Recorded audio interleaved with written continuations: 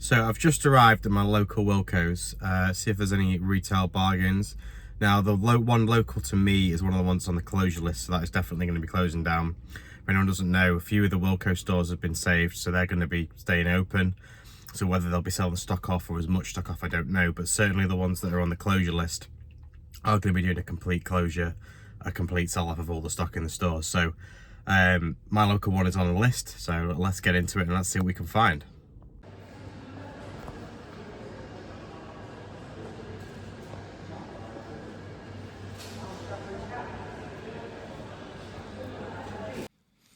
Okay, so let's get into this then. So, when I'm doing retail arbitrage, particularly liquidation, I always like to have a good scout around the store, just kind of scope things out, see what I'm looking for. So, as you can see, you got a few 30% off, 60% off. So, there's a range of discounts available in this store. Now, with my retail arbitrage, I always try and focus on a specific area. Now, in my business, I tend to sell electronic products, so naturally, that is where I'm going to head to first. Principally because it's just an area I have a lot of expertise in. It's areas I've sold lots of brands in before, so it just makes it a lot easier to spot bargains and discounts because I just know which products will sell really well, and that's what I advise you to do when you're starting out in retail arbitrage. Is just focus on one area, an area you've either got experience in or that you know well. So immediately I spotted these one for all kind of remotes. The 60% off, so that's a good percentage off. 60% off retail is a good starting point. So obviously just grab one off here, give it a quick scan into the Amazon app, see what the price is. It's coming up about £20. So just going to look into the listing. Looks pretty good reviews. So there's a good chance that's going to sell really well. So I'm just going to work out the maths here because obviously I've got to take 60% off the Wilko price, which brings it down to £12.60 off.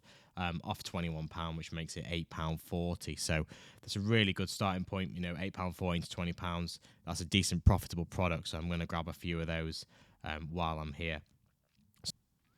I had a look at some similar products while I was having a look round. Spotted these Wilko cables. As you can see here, again, 60% off. Looks like a decent product. But, being Wilko brand is going to be a difficult sell on Amazon because Wilko's, really only for Wilko. Some kind of locks as well, similar DIY, but it's a 60% off. I always like to look for consumables. These sell really well with very low return rates. So things like batteries, printer inks, light bulbs as well, as you'll see as I head over in this section in a second.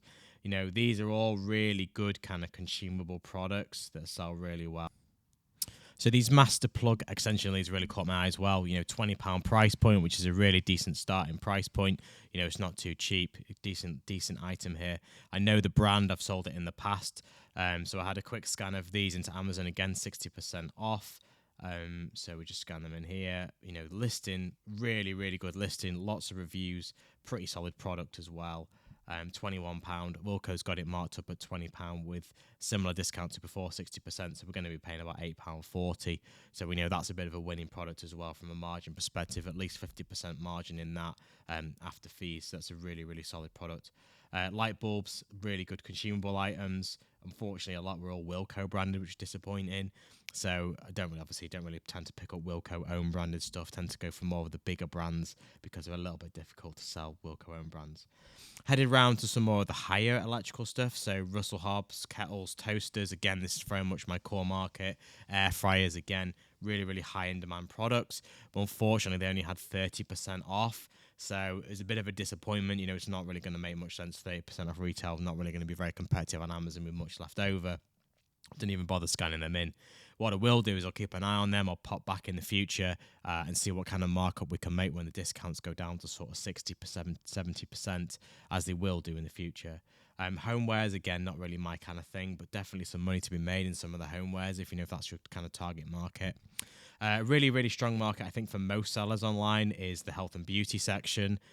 So, again, there was some really good product here, but the discounts were really minimal at the moment. So this is something I would definitely keep an eye on and keep popping back when the discounts go up through the liquidation.